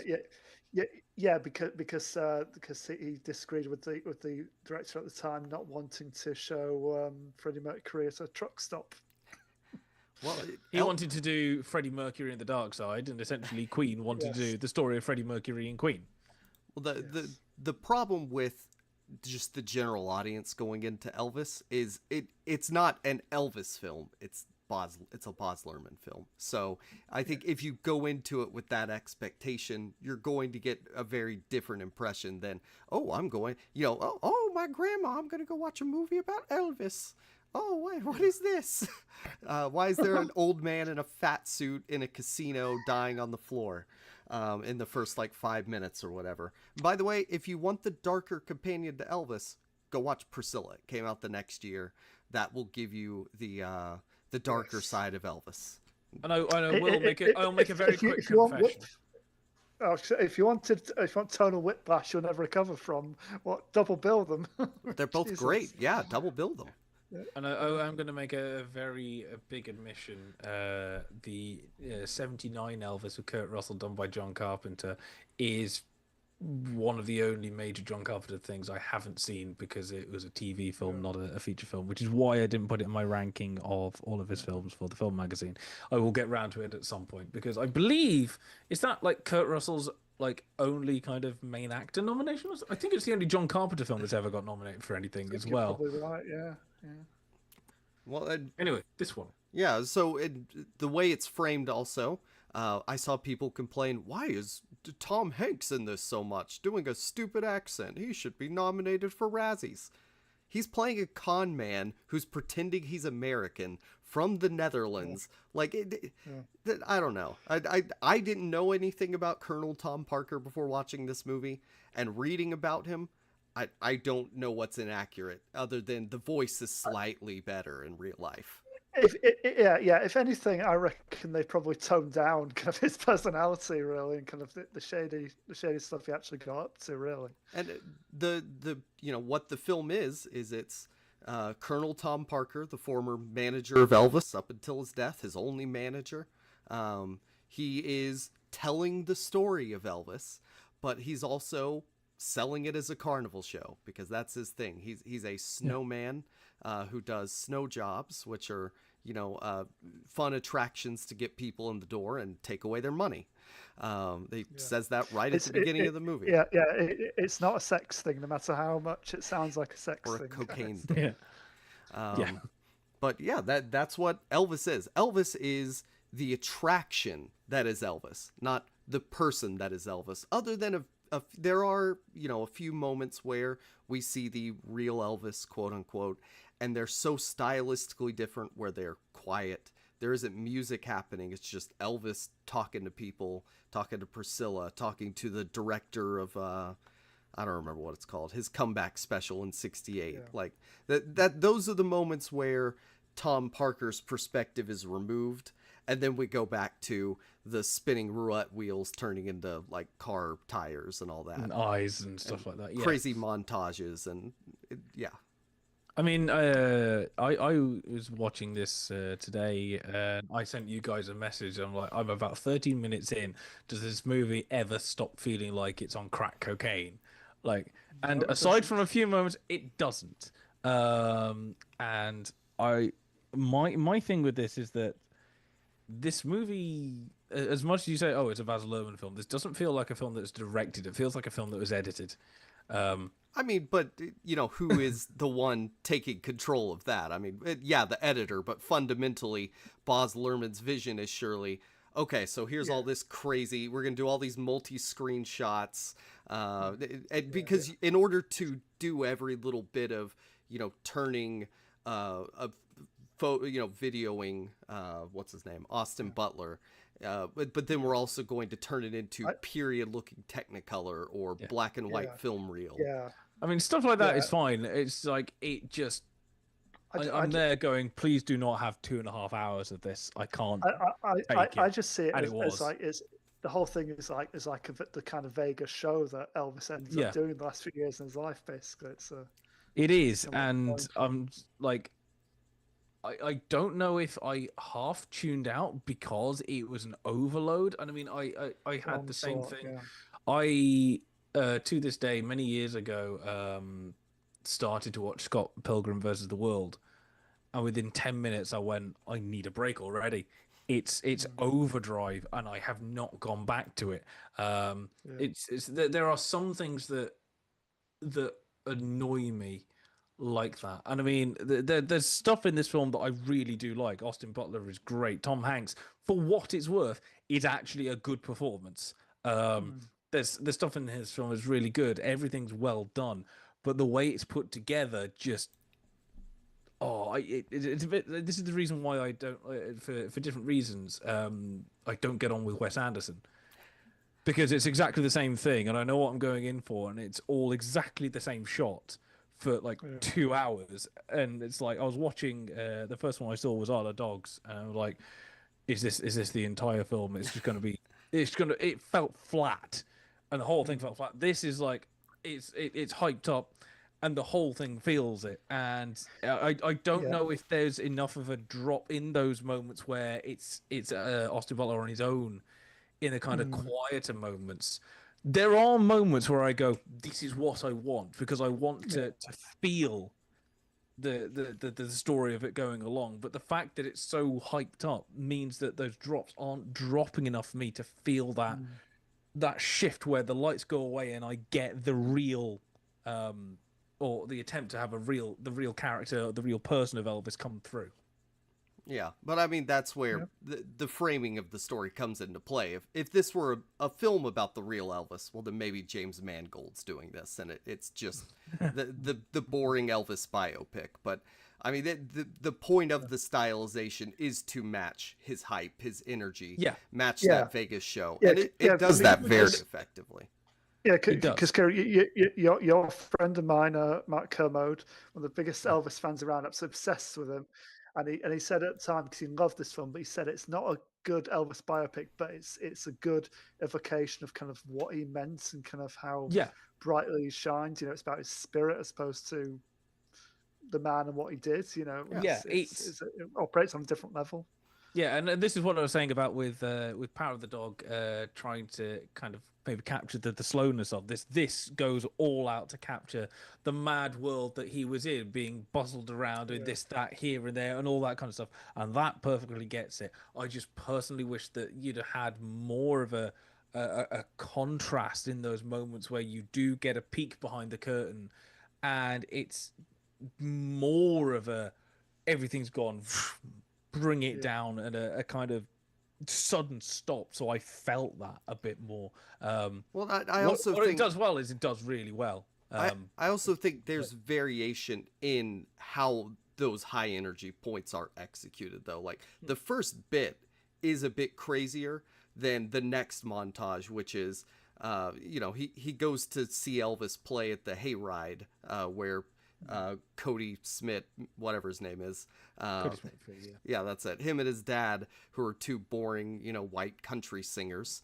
They're playing their boring country songs. His dad Faramir. Yeah, and the audience is politely clapping along to it.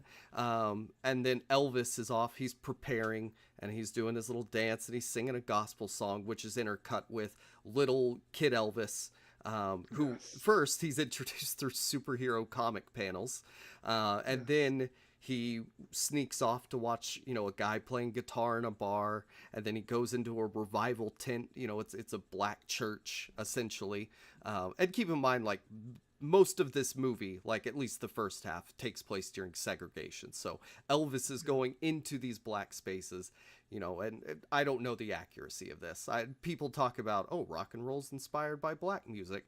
I don't know to what extent Elvis was appreciating versus, I'm going to steal that for financial gain. But I'd assume it's more the former than the latter. Well, I mean, he covered Little Richard, didn't he? So. Yeah, and there's that scene where he goes to that famous street, where all the cool, all the cool bars were, and all these upcoming, musicians, kind of musicians playing along. I think he always said that was like his first love, that kind of music, and he just wanted to do his version of that.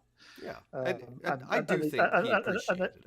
And there's that story about both Elvis and, funny enough, Tom Jones, because they're both for a long time, because when people just heard them on the radio, a lot of people just presumed they were black singers, just through their vocal stylings, but quite taken aback when these kind of little white boys with quiffs came up on stage.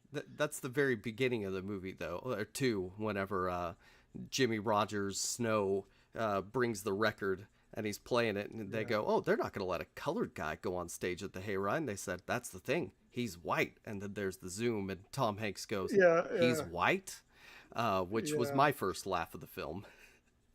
Yeah, I mean, there's a reason that scene's just it's so easily kind of memeable, isn't it? It's just, I mean, Tom Hanks knew, it's an exaggerated thought, but I think he knew exactly the assignment, and I think he pitched it about right, really, because he was such a ridiculous character in real life. And like I said, I think if anything, they toned him down a bit for the film. Well, there's two sides of art being presented. I saw someone say it's style over substance. Well, no, there's a very clear substance to this regarding art. And you have Elvis, who is a symbol in this film. He's not Elvis the person. He's more of a symbol for like music and appreciating music and how that connects people and culture and integrates racially, more specifically in this film. Whereas, Colonel Tom Parker's the industry. They want to just make money off of you in any way they can until you die. And then they'll still keep making money off of you as much as possible. And he wants to keep Elvis in the country, mostly because he couldn't follow him if he left the country. Yeah, and she wants to keep him on just keep churning out the same old stuff, and just, as you say, just keep the money train going. Really. Yeah, he's a face for RCA, who is the faceless company who has purchased the rights to Elvis in the film. And then, it goes through his life. It has his rise. It has him going to Germany because, the white people don't like the way he dances. He's too black. And I'm assuming that the newspaper headlines put up are real. But that's where a lot of like, I think of this film more as collage in terms of film style than anything else. Yeah, It's definitely, putting, all of the different elements together. It will put the newspaper headlines up on screen during a scene. It's going for multimedia filmmaking, basically, which film's already multimedia, but, more directly and purposefully. Then he, makes movies. It skips over that part, but the way it shows it is the movie of Elvis's life that has been created by Colonel Tom Parker, which has it has a little part where he's on the bus and he's dressed all cool and dancing around. They have little names pop up for all the Memphis Mafia guys. It's very slick. But, obviously that's not what Elvis's real life was like at this point. If you watch Priscilla, he's abandoning her at home in Graceland to go make crappy movies and cheat on her. I'd like to point out we have done one of these movies. Is it Love Me Tender that we did? Yes, we did. Many years ago. Yeah, they're not good. Somebody actually, I watched an interview from 1987 where they were like, so is there a reason you had him do bad films, basically? And the Colonel had to be like, well, here's my perfectly reasonable, we had bills to pay, blah, blah. That's like Robert Pattinson. Is there a reason that you kept doing the Twilight movies? It's like they were paying me like $15 million a movie. You're going to turn that down? Yeah. But poor Elvis wanted to be James Dean and never got to be. And then there's the 68 comeback, which is a big plot point, and there's a lot of detail on that.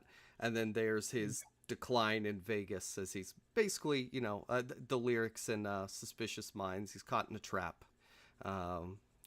Whatever, no way out or can't get out, whatever. I don't know the lyrics.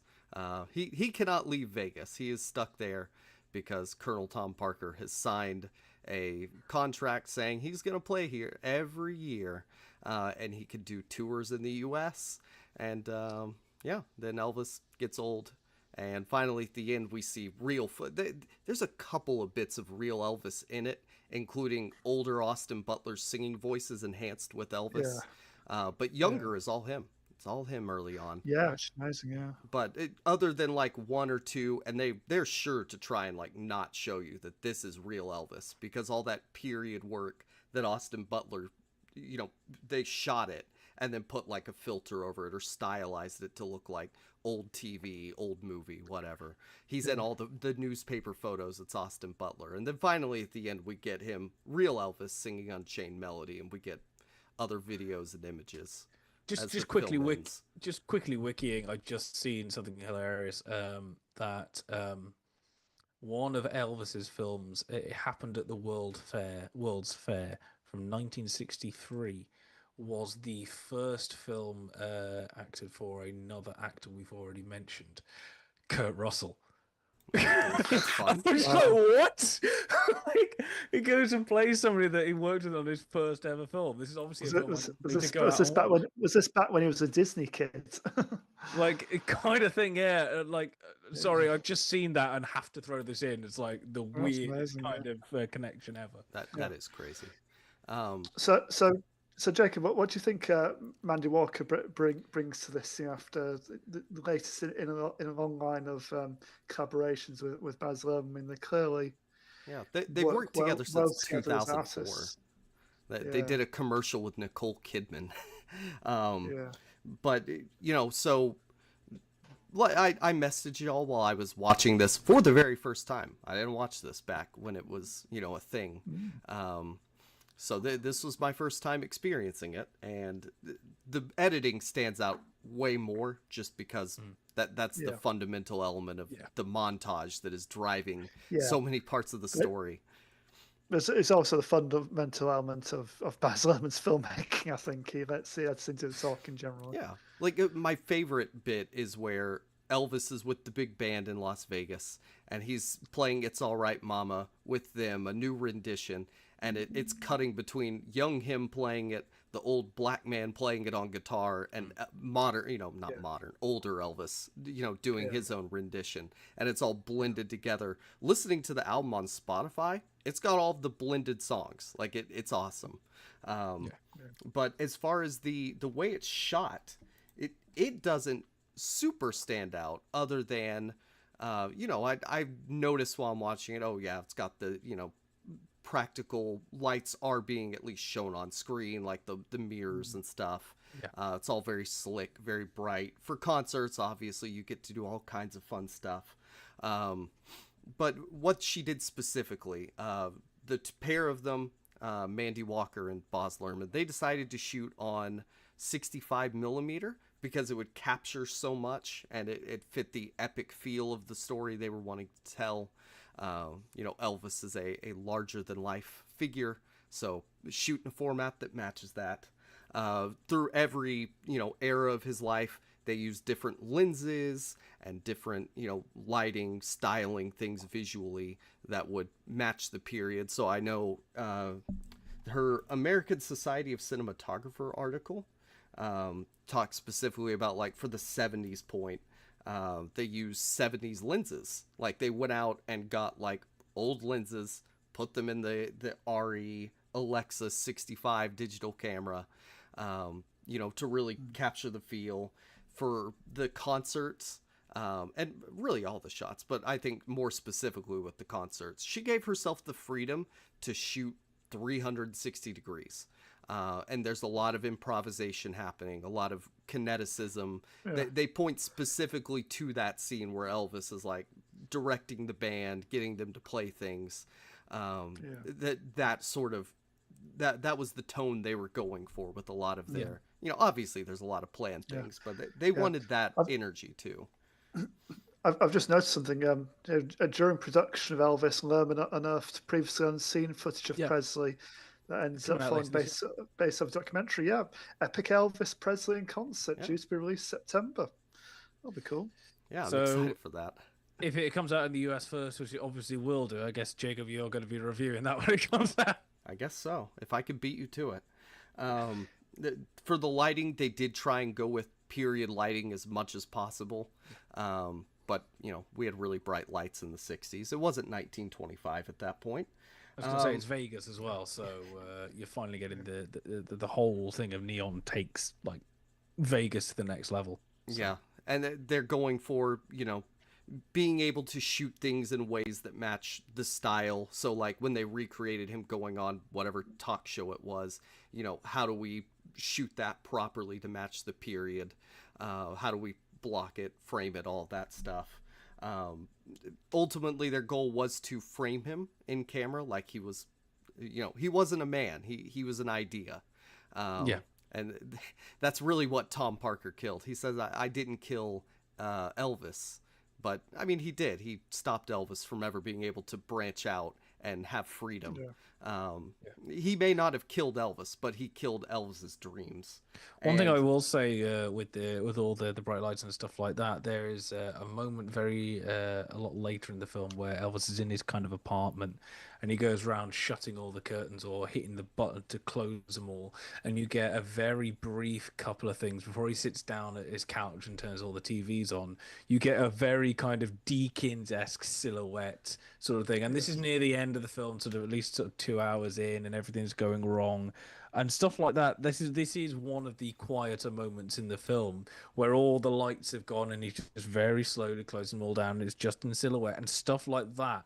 That's when the cinematography matches everything and it works, because everything's down. He's just like, there is no more glitz and glamour, and the cinematography reflects the fact that he is stripped down without all the idea. He's kind of becoming nothing anymore, and it's just really, I was watching it and I'm going, one, Deakins would be impressed because Deakins loves a silhouette if he can get away with it. And two, like, this is when kind of, I mean, people would look at it and go, oh, beautiful cinematography, but it's done to reflect a point rather than just show something off.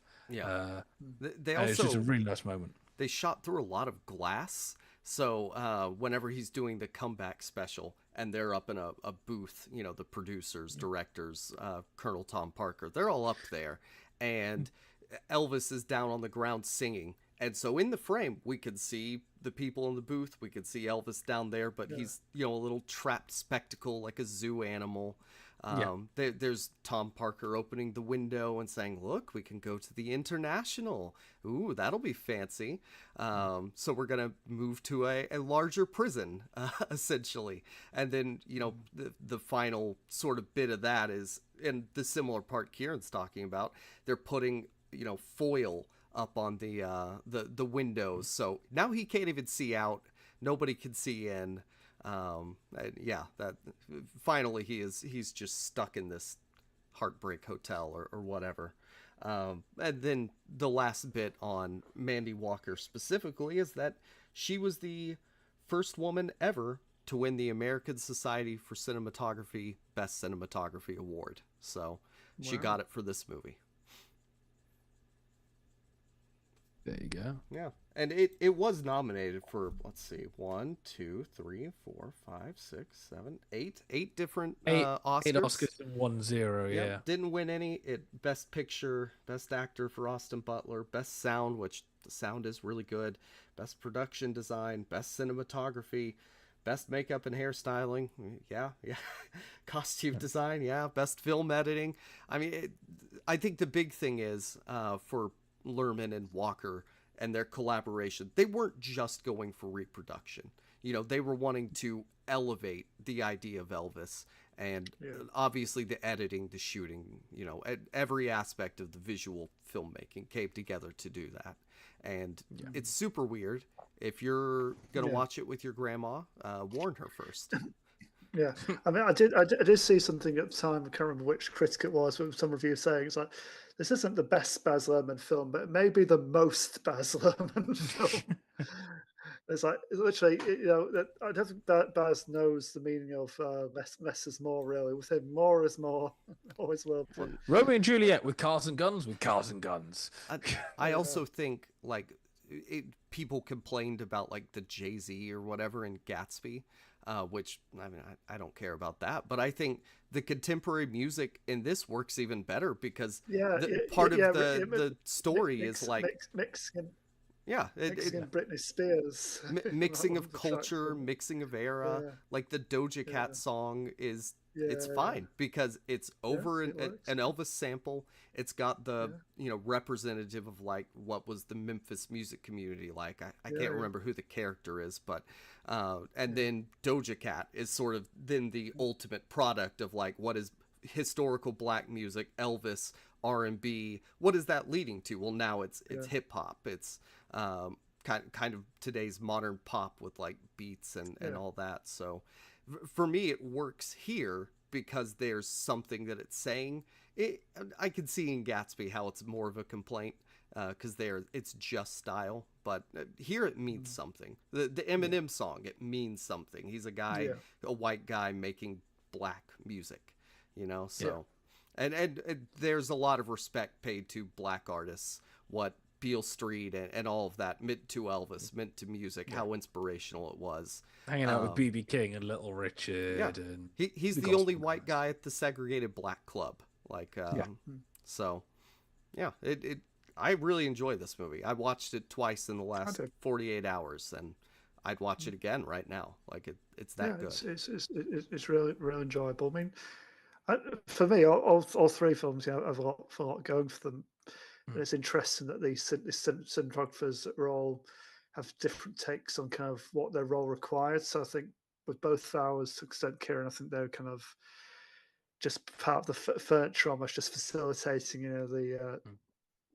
just backing off and letting the story kind of unfold to an extent. But I think Baz Luhrmann was very much of the view. It's like, no, this camera work is going to be is going to help me amplify everything I want to get across. It's like it's two of the films are kind of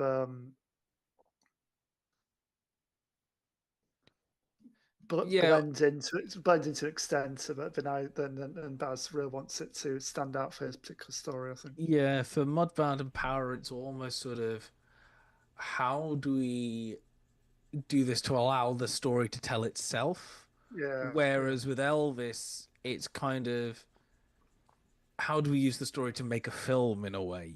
There's almost a role reversal that the first two are kind of almost downplaying their role, whereas the other one is kind of the cinematography and the visuals are almost more important than the story itself. The story is an excuse for kind of for spectacle, because that's the whole thing. We're using technology and these things to heighten an idea as a used to make money off it.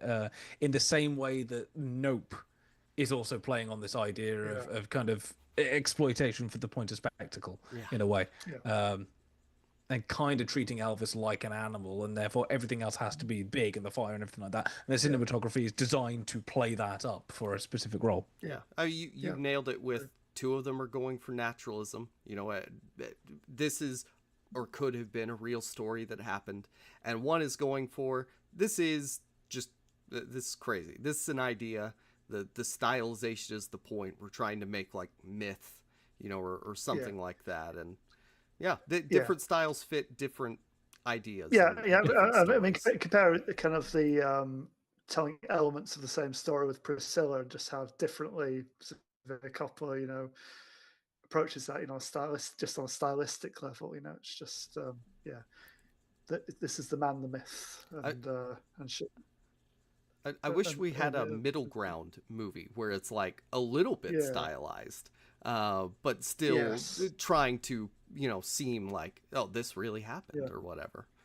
What would you have had as a middle ground movie? You mean a straight drama where they're actually allowed to use his music? No, I'm thinking more like just something. I can't think of something off the top of my. Maybe like. I'd watch a movie about young Elvis, you know, literally when he was just getting started. You know, he's just, you know, playing around, you know, in Memphis, you know, and just doing covers and things. That'd be all right. Maybe like Aronofsky. Maybe where there's a lot of stylized and symbolic elements of like his filmmaking, but he also goes for like a naturalist sort of approach to that too. I actually think like an early Deakins, like a Shawshank or a Fargo, where a lot of it kind of it's something like Shawshank, where a lot of it blends in, but then you do have those moments, obviously with the rain and the lightning and stuff like that. But because of the setting, a lot of it is very muted and stuff like that. And the fact that you can get nominated for best, that was his first nomination for this, when a lot of it is very muted and downplayed, but you have those moments of startlingness, something like that, maybe. Yeah. Unfortunately, we didn't have options to choose from because only 3 women have ever been nominated. So, you know, maybe nominate some more at some point, Academy. Yes. Yeah. I mean, I was going to try and finish on this if possible. Just bear with me. Go for it. Because I think I'm going to put money on this. I think we'll have another cinematography nomination this Oscars, and it'll be for Sinners. Autumn Cheyenne Durald. I thought the kind of cinematography in that, particularly in the long take and not going to happen. The film was not going to happen. Was incredible. She named after the John because Ford it's a movie? horror film. It's a horror film. Not going to happen. Sinners is really good. It is. After watching 2 of these movies, I still was thinking Sinners is really good.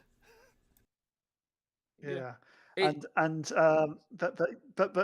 if we had The Substance, you know, nominated for Best Picture last year, Ryan Coogler's been nominated at the Oscars before for Black Panther. I think Sinners. Okay, I'm putting money down now. I think Sinners will get will get the top nominations, and I think one of those will be for cinematography. I'm going to go back through very, very quickly because I'm looking. Nosferatu got nommed. Okay. Lighthouse, do we consider that horror? Kind of. It's not typical, I mean, for sure. Yeah, okay. Shape of Water is nearest you get kind of thing. It's not horror, but it's essentially fan fiction for Creature of the Black Lagoon. I'm going back up. There's no others in the 2010s. Like, I'm looking to. Did any of Hitchcock's horror get anything? I'm just going back to Pan's Labyrinth 1, but that dark fantasy that the horror guys kind of accept. Nothing else in the 2000s. Sleepy Hollow. There's one like every 10 years that's kind of vaguely gothic we'll accept. Get Out. It didn't get nominated for cinematography. No, it got. Specifically cinema. I was just naming horror films that got nominated for anything. Yeah, no, I'm looking for cinematography. Like there's Silence of the Lambs didn't. Terminator 2 Judgment Day. Like I'm starting to scrabble for stuff that has, so I can get like 2 in a decade here. I forgot I can name Yaron Blaschke. He's on that list. I'm not saying it would win this. Sarah. I'm saying that it will be nominated. That would be nice. It would be nice, but you know what? I was waiting for Lupita Nyong'o to get nommed for Us, and it didn't happen. True. So that's true. And also, please remember that I don't think Apocalypse Now got nommed for Best Picture. So the Academy still definitely has an issue with nominating performances for horror films. Just nominating horror films in general. Yeah. Normally it's the technical stuff, but Yeah. All right. Well, that's it for women in cinematography, literally, for now. So that's also it for the episode. My dog is barking. So we'll be back next week. Until then, guys, where can people find you? You can find me at SSP Thinks Film and at the Second Cut Pod Substack, where I did a ranking of all of Marvel's releases since Endgame, all 15 of their films, put in a nice numbered list. So check that out. Almost ran out of data for an article. Yes, I literally got the warnings up. I had to get rid of half my images, and then even then, I'd say, "Oh, there's still too much text here." People will receive it, but they'll have to click another button to see the full thing in their emails. we're gonna have to start doing part 1s and 2s, aren't we? Yeah, probably. Okay, and hopefully you don't find me anywhere. If you do, I'm Judgmental in various places. I don't think I've got anything on the Substack recently, but I've kind of been out of it. I'm going to try and get to the cinema at some point if I have money, because I'd like to go see things like Together and Life of Chuck, which is now out, and keep the Stephen King thing going when Long Walk and Running Man and everything else coming out. But we'll see. And you can find me at Jacob Film Guy. And for the Substack, I wrote something about Marvel since Endgame. A rebuttal to my list. I don't know if I'd say a rebuttal, because you also hate Ant-Man. I basically wrote, why did I not watch Ant-Man? And how did we end up here based on things that happened in the industry, like people dying or COVID happening. So you did. You finally wrote something. Yeah. But yeah, we'll be back next week with something else. Thank you for listening to my dog, and goodbye. Adios. Goodbye.